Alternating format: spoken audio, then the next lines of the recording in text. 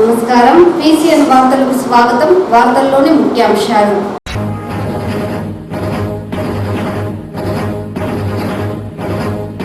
విధ్వంసం చేసిన రాష్ట్రాన్ని వికాసం వైపుగా కూటమి ప్రభుత్వం నడిపిస్తోంది. రాష్ట్ర ముఖ్యమంత్రి నారా చంద్రబాబు నాయుడు.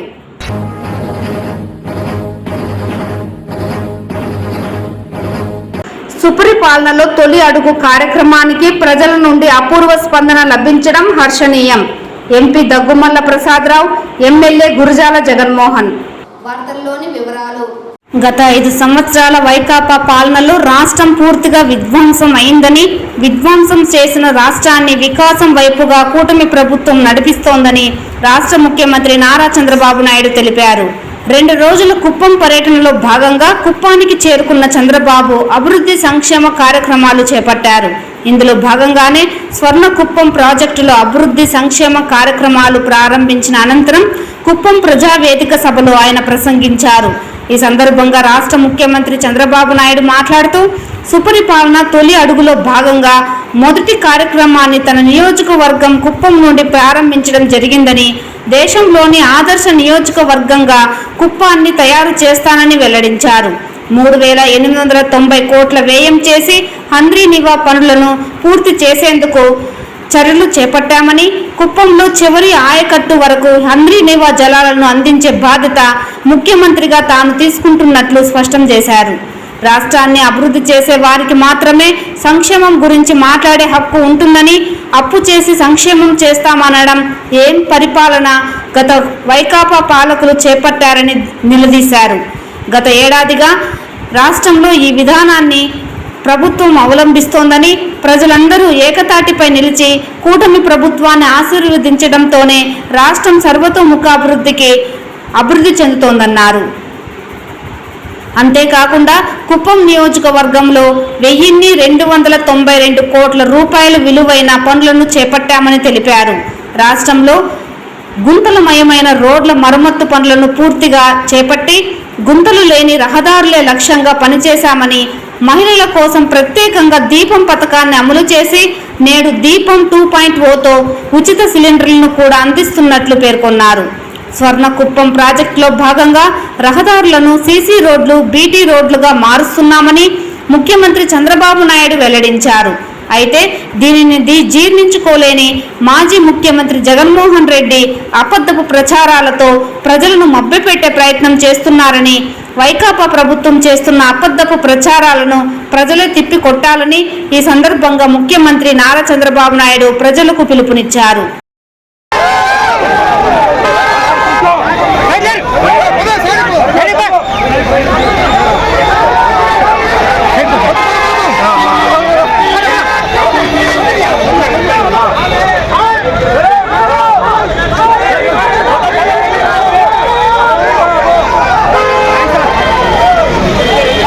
సంవత్సరం అంతా కూడా చూస్తే మనం ఆ దిశగా ముందుకు పోయాం.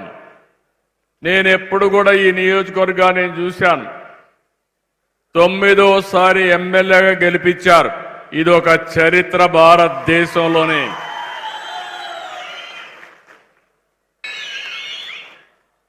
మీరు ఎంపిక చేసుకున్నారు, అదే మరి రాష్ట్ర ప్రజానీకం ఆశీర్వదించారు.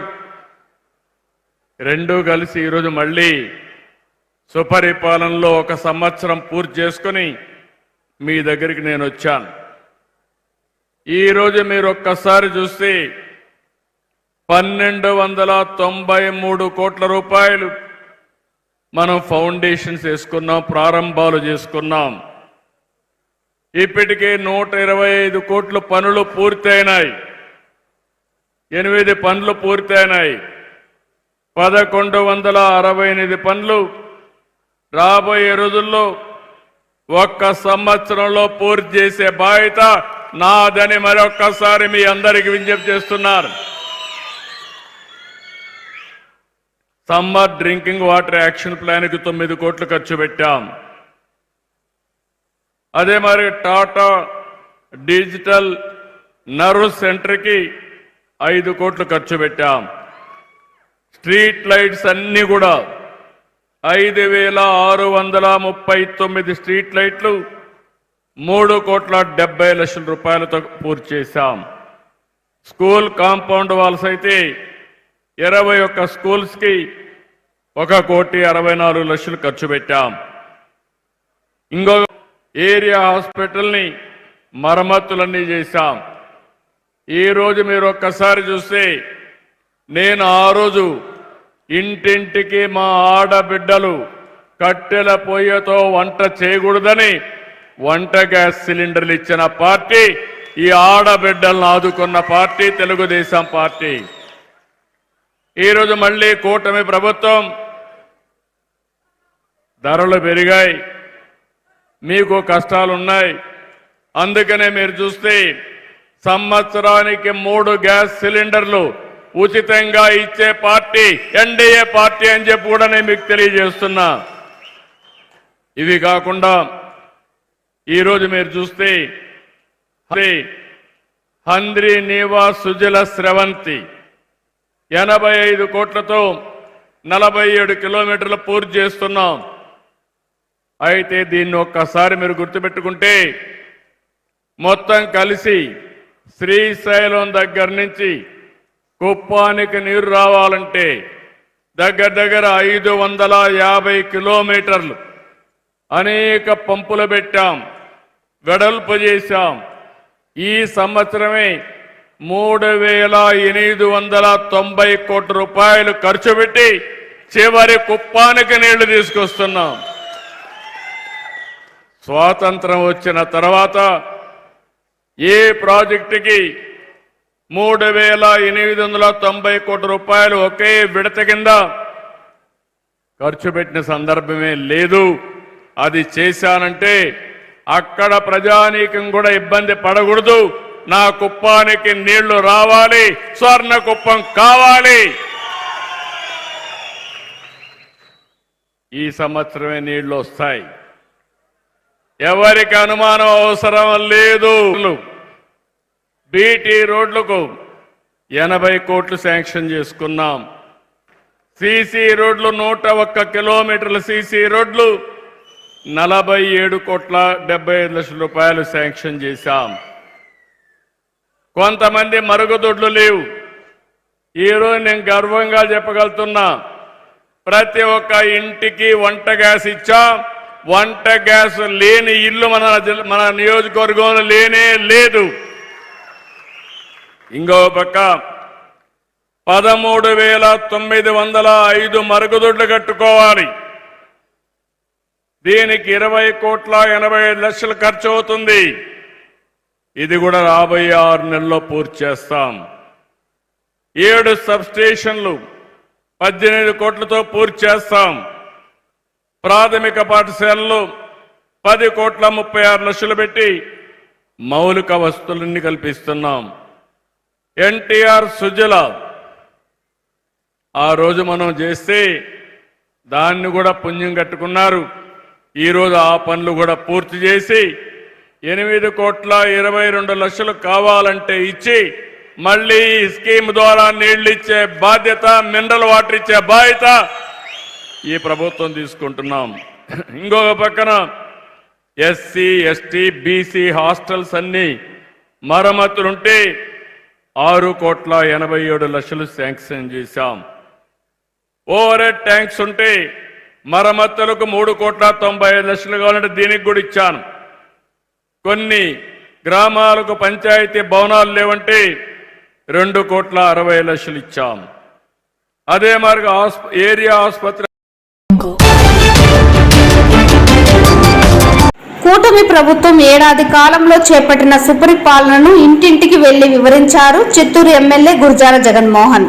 కూటమి ప్రభుత్వం ఏడాది కాలంలో సాధించిన అభివృద్ధి, అమలు చేసిన సంక్షేమ పథకాల కరపత్రాలతో పాటు చిత్తూరు నియోజకవర్గంలో చేపట్టిన అభివృద్ధి కార్యక్రమాలను వివరిస్తూ ప్రత్యేకంగా రూపొందించిన కరపత్రాలను ఇంటింటికి తిరిగి ప్రజలకు వివరించారు. సుపరిపాలనలో తొలి అడుగు ఇంటింటికి మీ ఎమ్మెల్యే కార్యక్రమంలో భాగంగా బుధవారం చిత్తూరు నగరపాలక పరిధిలో ఎం అగ్రహారం, మురుకంపట్టు, టి చవటపల్లి, దొడ్డిపల్లి, కట్టమంచి ప్రాంతాలలో ఇంటింటికి వెళ్లారు. మొదటి రోజు కార్యక్రమాలను ఎంపీ దగ్గుమల్ల ప్రసాదరావు, చిత్తూరు పార్లమెంటరీ తెదేపా అధ్యక్షులు CR Rajan, mayor Amuda, CUDA chairperson Katari Hemalatha, నియోజకవర్గ పరిశీలకులు సునీల్ కుమార్, మాజీ ఎమ్మెల్సీ బిఎన్ రాజసింహులతో కలిసి దొడ్డిపల్లి సప్తకన్నికలమ్మ ఆలయంలో ప్రత్యేక పూజలు చేసి ప్రారంభించారు. ఈ సందర్భంగా ఎమ్మెల్యే స్థానిక నాయకులతో కలిసి ఇంటింటికి వెళ్లి రాష్ట్ర ప్రభుత్వం అందిస్తున్న సంక్షేమ పథకాలు, సూపర్ 6 హామీల అమలు, చేపడుతున్న అభివృద్ధి పనుల గురించి వివరించారు. ఎన్నికల్లో ఇచ్చిన హామీలన్నింటినీ ముఖ్యమంత్రి నారా చంద్రబాబు నాయుడు నాయకత్వంలోని కూటమి ప్రభుత్వం మొదటి ఏడాదిలోనే అమలు చేసి ప్రజల్లో విశ్వాసం పొందిందన్నారు. రాష్ట్ర ప్రభుత్వం మంజూరు చేసిన పెన్షన్లు, ఉచిత గ్యాస్ సిలిండర్లు, తల్లికి వందనం నిధులతో లబ్ధిదారులు చాలా సంతోషంగా ఉన్నారని, ఆగస్టు 15 నుంచి మహిళలకు ఉచిత బస్సు ప్రయాణం అమలు చేయనున్నట్లు చెప్పారు. ప్రతి ఇంటి వద్ద మహిళలు, వృద్ధులతో ప్రత్యేకంగా మాట్లాడి వారి సమస్యలను, యోగక్షేమాలను అడిగి తెలుసుకున్నారు. అగ్రహారం, చవటపల్లిలో నీటి సమస్యను మహిళలు ఎమ్మెల్యే దృష్టికి తీసుకురాగా సత్వరం నీటిని అందిస్తామని భరోసా ఇచ్చారు. చవటపల్లిలో 3 ఫేజ్ విద్యుత్ సరఫరా చర్యలు తీసుకుంటామన్నారు. ప్రాథమిక పాఠశాల, వార్డు సచివాలయాలను సందర్శించారు. ప్రధానమంత్రి సూర్య ఘర్ పథకాన్ని సద్వినియోగం చేసుకొని సౌర విద్యుత్ ఏర్పాటు చేసుకోవాలని అవగాహన కల్పించారు. ఈ కార్యక్రమంలో డిప్యూటీ మేయర్ రాజేష్ కుమార్ రెడ్డి, తెదేపా నాయకులు సురేంద్ర కుమార్, కాజూరు బాలాజీ, త్యాగరాజులు, డివిజన్ ఇన్ఛార్జీలు ప్రతిమ, వెంకటేష్, కార్పొరేటర్లు, కోఆప్షన్ సభ్యులు, అనుబంధ కమిటీల సభ్యులు, స్థానిక నాయకులు, కార్యకర్తలు పాల్గొన్నారు.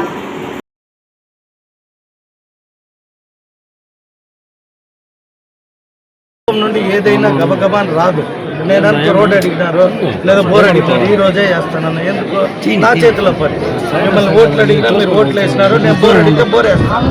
స్కూల్ అనేది కాదు, స్కూల్ అనేది ప్రభుత్వం నిర్ణయం తీసుకుంటుందంటే ముఖ్యమంత్రి గారు, మంత్రులు తీసుకోవాలి. మీరు చెప్పింది నేను పోస్ట్ చేస్తాను. అక్కడ నుండి సమాధానం వచ్చినాక ట్రైన్ చేసి ఇక్కడే పెట్టేస్తా. ఆ లోపలే మీరు అయ్యో అంటే నేను ఏం చేయగలను? ప్రభుత్వం అధికారంలోకి వచ్చినాక మేము ఏవైతే సూపర్ 6 హామీలు ఇచ్చిన ప్రకారం ఆగస్టు 15 నుండి మహిళలకి ఉచిత బస్సు ప్రయాణం, అలాగే మహిళలకి 1500 రూపాయలు ఇస్తామని సూపర్ 6 లో భాగంగా ఎలక్షన్ సమయం ఏమైతే చెప్పామో అది కూడా రానున్న 2-3 నెలల్లో ఇవ్వడానికి మా ముఖ్యమంత్రి గారు సన్నాహాలు చేస్తున్నారు. కాబట్టి ప్రజలందరూ కూడా గడిచిన ఈ 1 సంవత్సర పరిపాలనలో చాలా సంతోషంగా ఉన్నామని వ్యక్తం చేశారు. కావున ఇంకా వారు ఏవైతే కోరికలు కోరారో వాటిని కూడా అయినంత త్వరగా వారు అడిగిన కోరికలు నెరవేరుస్తామని హామీ ఇవ్వడం జరిగింది. అలాగే ఇక్కడ ఒక సమస్య ఎక్కువ శాతం ప్రజల్లో నుండి అర్జీ రూపంలో రావడం జరిగింది, అడగడం కూడా జరిగింది.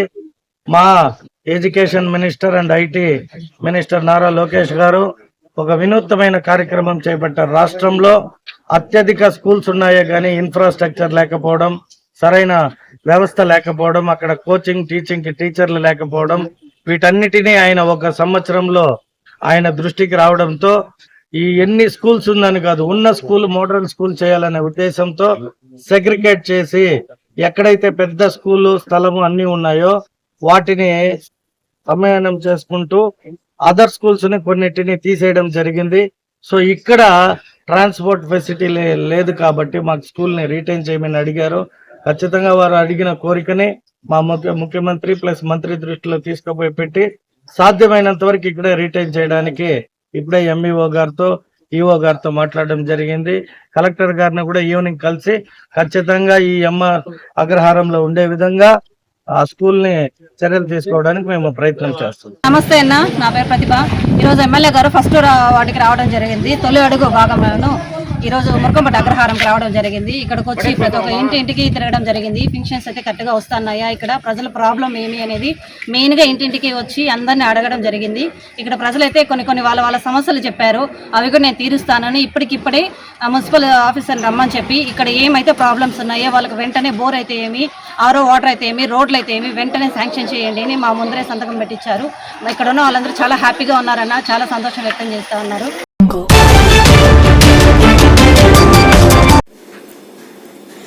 టీడీపీ చిత్తూరు జిల్లా మహిళా కార్యదర్శి దుర్గామృతి ఘటనపై ప్రభుత్వం 6 డాక్టర్లతో కూడిన ఎక్స్పర్ట్ కమిటీని నియమించినప్పటికీ ఆ కమిటీ కూడా అపోలో ఆసుపత్రి యాజమాన్యానికి లోబడి తప్పుడు నివేదికను సమర్పించిందని ఆమె తండ్రి రాష్ట్ర బీసీ సంక్షేమ సంఘం అధ్యక్షుడు చిత్తూరు టౌన్ బ్యాంక్ మాజీ చైర్మన్ షణ్ముగం ఆరోపించారు. బుధవారం బీసీ సంక్షేమ సంఘం కార్యాలయంలో ఏర్పాటు చేసిన మీడియా సమావేశంలో ఆయన మాట్లాడారు. తమ కుమార్తె దుర్గా మృతికి పూర్తి బాధ్యత అపోలో ఆసుపత్రి వైద్యులదేనని ఆరోపించారు. నేను ఎన్నో మార్లు అధికారికంగా పోరాడినప్పటికీ న్యాయం జరగలేదన్నారు. అటువంటి పరిస్థితుల్లో హైకోర్టులో రిట్ పిటిషన్ దాఖలు చేశానని తెలిపారు. అపోలో యాజమాన్యంతో పాటు ఎక్స్పర్ట్ కమిటీని, చిత్తూరు టౌన్ పోలీస్ సిఐని, జిల్లా ఎస్పీని కూడా ఈ కేసులో బాధ్యులుగా పేర్కొన్నానని వివరించారు. ఇకనైనా ప్రజలు, రాజకీయ వర్గాలు చిత్తూరు ప్రభుత్వ ఆసుపత్రిని కాపాడుకోవాల్సిన అవసరం ఉందన్నారు. సామాన్య ప్రజలకు నమ్మకంగా ఉండవలసిన ప్రభుత్వ వైద్య వ్యవస్థను ప్రైవేట్ ఆసుపత్రుల చేతిలో వదిలివేయకూడదన్నారు. ఒకవేళ కేసు రిజిస్టర్ చేసిన తర్వాత మేమిచ్చిన కంప్లైంట్ ఫాల్స్ కంప్లైంట్ మీరు రెఫర్ చేసుకోవాలా. ఈ రోజు కూడా 2 టౌన్ పోలీస్ స్టేషన్లో సర్కిల్ ఇన్స్పెక్టర్ గారు కేసు రిజిస్టర్ చేయని కారణంగా వాళ్ళని దోషులపై చర్యలు తీసుకోలేదు కాబట్టి వాళ్ళపైన కూడా హైకోర్టుకి వెళ్ళడం జరిగింది. CI 2 town, Apollo hospital CEO, Apollo hospital వాళ్ళ యొక్క education research centre, Apollo institute medical science research centre medical superintendent Naresh Reddy, doctor Soumya, ఈ 15 మంది పైన నేను హైకోర్టులో ప్రతివాదులుగా చేర్చి రిట్ పిటిషన్ వేసే సందర్భంలో న్యాయస్థానం ఈ అపోలో ఆసుపత్రి యొక్క వైనం పైన జోక్యం కల్పించుకుంది. కాబట్టి అపోలో యాజమాన్యం ఎన్ని వ్యవస్థలు మేనేజ్ చేసినా ఈ ఎక్స్ప్రెస్ కమిటీ మీరు మేనేజ్ చేయొచ్చు, మిగతా వ్యవస్థల వ్యక్తులు మీరు మేనేజ్ చేయొచ్చు, అయితే న్యాయస్థానాన్ని మీరు మేనేజ్ చేయలేరు. న్యాయం జరిగేంత వరకు అపోలో యాజమాన్యం పైన చిత్తూరు ప్రభుత్వ ఆసుపత్రి లైసెన్స్ రద్దు చేసేంత వరకు శ్రీ దుర్గ తండ్రి షణ్ముగం అనేటువంటి వ్యక్తి నిరంతరం పోరాటం చేస్తా, న్యాయ పోరాటానికి సిద్ధమయ్యారు. కాబట్టి అవసరమైతే సుప్రీంకోర్టు దాకానే వెళ్తారు తప్ప మిమ్మల్ని వదిలిపెట్టే ప్రసక్తి లేదు. నేను గత 3 నెలలుగా నా బిడ్డ చనిపోయింది, నా బిడ్డను నేను పోగొట్టుకున్నాను, నాకు పట్టిన దుర్గతి ఏ తండ్రికి కలగకూడదని అపోలో ఆసుపత్రి వ్యాపార సంస్థగా మార్చి పేద బడుగు బలహీన వర్గాల ప్రాణాలతో చల్లగాటు మారుతున్న సందర్భాన్ని ప్రభుత్వం దృష్టికి తీసుకొచ్చే సందర్భంలో ప్రభుత్వం కూడా ఒక ఎంక్వైరీ కమిటీ వేసింది. ఆ ఎంక్వైరీ కమిటీ రిపోర్టు ఇప్పటికైనా ఆ రిపోర్టును బయటపెట్టి చర్యలు తీసుకొని ఆ ఆసుపత్రికి లైసెన్స్ రద్దు చేయాలని గౌరవ ముఖ్యమంత్రి నారా చంద్రబాబు నాయుడు గారిని నేను ప్రార్థిస్తున్నాను. ముఖ్యంగా 3 నెలలుగా కూడా మేము చేస్తున్న పోరాటాన్ని అనేక ప్రతిపక్ష పార్టీలు ఉన్నాయి, రాజకీయ పక్షాలు ఉన్నాయి, జాతీయ పార్టీని చెప్పుకునే భారతీయ జనతా పార్టీ, పేదల పార్టీని చెప్పుకునే కమ్యూనిస్టులు, జనసేన పార్టీ, ముఖ్యంగా ప్రధాన ప్రతిపక్షమైన వైసీపీ పార్టీ ఎందుకు అపోలో యాజమాన్యం నిర్వాహకం, కోట్లాది రూపాయల విలువైన ఆస్తులు, 100 సంవత్సరాల చరిత్ర కలిగిన ప్రభుత్వ ఆసుపత్రి వాళ్ళు వ్యాపార సంస్థగా మార్చితే ప్రజల పక్షాన నేను నా బిడ్డ కోల్పోయిన సందర్భంలో ప్రజల పక్షాన పోరాటం చేయడానికి సిద్ధమవుతే ఎందుకు మీరు నోరు మెదపడం లేదని ఈ రాజకీయ పక్షాలని ప్రశ్నిస్తున్నారు. ఇప్పటికైనా దయచేసి రాజకీయ పార్టీ వాదులారా, రాజకీయ పార్టీల నాయకులు, మేధావులు, ప్రజా సంఘాలు అందరూ స్పందించండి. ఎందుకంటే 100 సంవత్సరాల చరిత్ర కోట్లాది రూపాయల ఆస్తులు వాళ్ళ వ్యాపార సంస్థగా, జేబు సంస్థగా మార్చి ప్రజల ప్రాణాలతో చెలగాటమాడుతున్న అపోలో యాజమాన్యాన్ని చిత్తూరు నుండి తరుము కట్టి ప్రభుత్వ ఆసుపత్రి ప్రజల కోసం వినియోగించే విధంగా పోరాటం చేయడానికి మీరందరూ కూడా కలిసికట్టుగా ముందుకు రావాలని అన్ని రాజకీయ పార్టీలకు అందరికీ కూడా నేను ముక్కులిత హస్తాలతో నమస్కరిస్తూ మిమ్మల్ని అందరినీ కూడా ప్రార్థిస్తున్నానని పత్రికా ముఖంగా విజ్ఞప్తి చేస్తున్నాను. చిత్తూరు నగరంలోని టాప్ లైన్ అశోకపురంలో గుండాలమ్మ జాతర 2 రోజుల పాటు అత్యంత వైభవంగా నిర్వహించారు. ఈ సందర్భంగా అమ్మవారిని ప్రత్యేకంగా అలంకరించారు. అమ్మవారికి ప్రీతిపాత్రమైన అంబలి, కుంభాన్ని నైవేద్యంగా భక్తులు సమర్పించారు. ఈ సందర్భంగా ఆలయ ధర్మకర్త మురుగేష్ మాట్లాడుతూ 32 సంవత్సరాలుగా గుండాలమ్మ జాతరను అత్యంత వైభవంగా నిర్వహిస్తున్నామని, ప్రతి ఏడాది విశేష సంఖ్యలో భక్తులు పాల్గొని తమ మొక్కులను చెల్లించుకుంటున్నారని తెలిపారు. కుల మతాలకు అతీతంగా ముస్లింలు సైతం అమ్మవారిని దర్శించుకుంటారన్నారు. గుండాలమ్మను దర్శించుకుంటే భక్తులు కోరిన కోరికలు తీరుతాయని సంప్రదాయంగా వస్తోందన్నారు. ఆలయ అభివృద్ధిలో భాగంగా దాతల సహకారంతో అభివృద్ధి పనులు చేపడుతున్నట్లు తెలిపారు. అంతేకాకుండా నూతనంగా నాగాలమ్మ గుడి ప్రతిష్ఠించామని తెలిపారు. 2 రోజులు జరిగే జాతరకు చిత్తూరు ప్రాంత ప్రజలు కాకుండా ఇతర రాష్ట్రాల ప్రజలు అధిక సంఖ్యలో పాల్గొంటారని తెలిపారు. అమ్మవారి దర్శనార్థం వచ్చే భక్తుల కోసం చలువ పందిరితో పాటు తాగునీరు, దర్శన ఏర్పాట్లు కమిటీ సభ్యుల ఆధ్వర్యంలో నిర్విరామంగా చేపట్టామని తెలిపారు. ఈ కార్యక్రమంలో గుండాలమ్మ ఆలయ కమిటీ సభ్యులు, భక్తులు అధిక సంఖ్యలో పాల్గొన్నారు.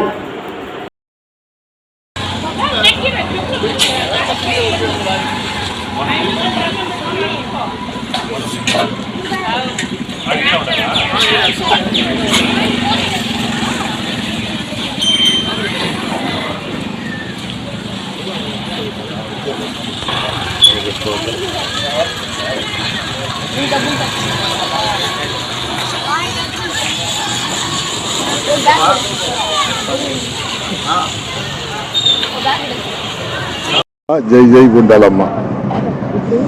ఇక్కడ అశోకవరం గుండాలమ్మ జాతర అనేది 32 ఏళ్ళుగా మేము చేస్తూ ఉన్నాము. దీంట్లో చిన్న ఇదిగా గుడిని ప్రారంభం చేస్తూ ఈరోజు ఇంత లెవెల్కి వచ్చిందంటాక ఈ అశోకవరం ప్రజలే మాకు సపోర్ట్. దీంతో పాటు మా కమిటీ మెంబర్స్ రాజశేఖర్, అనితమ్మ, విజయమ్మ, రాధిక వీళ్ళంతా మాకు సపోర్ట్ చేస్తూ కొత్త వాళ్ళే. ఇది రాజశేఖర్ మేమంతా 32 ఓటుగా మేము చేస్తున్నాం. ఇప్పుడు పాత వాళ్ళు కొంతమంది లేదు, ఇప్పుడు కొత్తగా వచ్చి చేరిన వాళ్ళతో పాటు ఇప్పుడు మేము చేసుకుంటా వచ్చినాము. గుడికి ఏమేమి కావాలని అన్ని చేస్తూ ఉన్నాము. ఇది వచ్చి జూలైలో స్టార్ట్ అవుతుంది. మాకు జూన్లో వచ్చి పెద్ద గంగమ్మ జరుగుతుంది. యాక్చువల్గా జూన్ లాస్ట్లో ఎండిపోయింది వాళ్ళ. ఇప్పుడు ఈ ఇయర్ వచ్చి కొంచెం తోసిపోయింది మాకు. అది డేట్ బాగలేదు అట్లని చెప్పి మేము పెట్టుకున్నాము. ఇప్పుడు 1-2 జూలై 1-2 ఇప్పుడు జరిపిస్తూ ఉన్నాము. ఇప్పుడు వరకు దేవుడు అందరినీ చల్లగా చూస్తూ ఉన్నాడు. ఈరోజు వాన కూడా పడవాలి, పడింది కూడా తుంపర పడింది. ఇప్పుడు నెక్స్ట్ ఇంక ఏమిరా అంటాక ఈ గుడికి ఇంకా ఏమేమో చేయాలో మా కమిటీ వాళ్ళు అనుకుంటూ ఉన్నారు.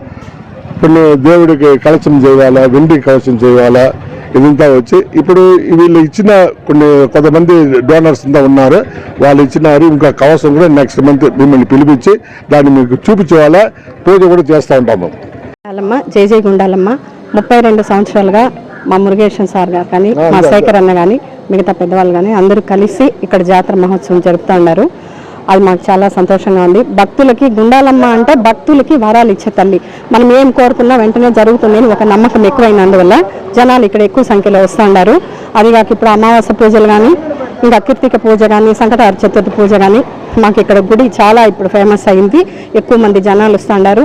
ఆమె దగ్గర ఏం కోరుకున్నా అది జరుగుతుంది. అది గుడి విశిష్టత.